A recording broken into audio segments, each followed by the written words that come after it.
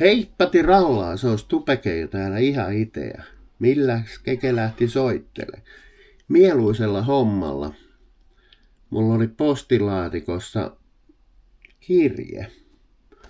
Ja näytetääs Mä avasin sen eka, kun en tiennyt, että mitä siellä on ja saako lukea. Niin siinä olisi Tupekeijo. Einiön kulma 1, 14200 Turenki. Ja täällä oli hieno kirje. Kiitos hyvistä videoista. Jatka samaan malliin. Tee Juha Sipilä Vantaa. Kiitos Juhalle. Juhahan on pitkää meikäläinen seuraaja aina livessä ja tollain. Niin kiitos Juhalle ja saa julkaista videolla lupalukeella. Toisella kädellä voit merkata tässä sinulle YRP-kynä. Elikkä mä sain tämmöten kynän, missä on tää, että saa älylaitteita tehtyä.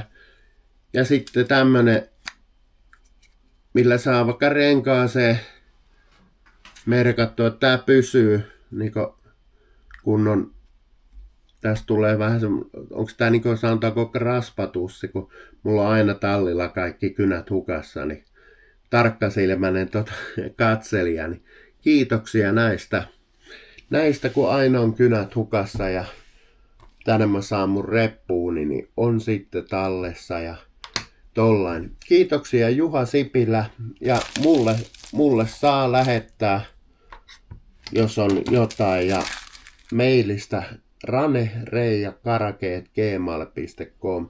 Ne kun kirjoitat yhteen se ranereija.karakeet@gmail.com. Sitä kautta saat mailista kiinni ja jos tarvii jotain, että lähettää vaikka, että maili pitää olla, niin se onnistuu kautta. Mutta ei tässä mitään muuta kuin kiitos vielä ja oli pakko jakaa, kun lämmittää aina sydäntä niin hirveästi tommonen. Ja tossa oli, mun kaveri lähetti mulle yhden paketin, toi 6C Eetu, 23 vuoden Pro 2-luokan Suomenmestari. Mullahan on hänen rengastakin tuolla tallin seinällä nimmarilla, missä on monen muuta ja löytyy TikTokista KSA Works Oy ja YouTubesta KSA Racing, jos kiinnostaa. Siellä on kaiken näköistä nyt kun on hallia rakentanut, niin rupeaa olemaan loppuhommat ja huoltaa vaihelaatikkoa ja tekee kaiken näköistä sitten huoltoa ja sun muuta. Kannattaa katsoa, Laukaassa asuu. Pätevä kaveri.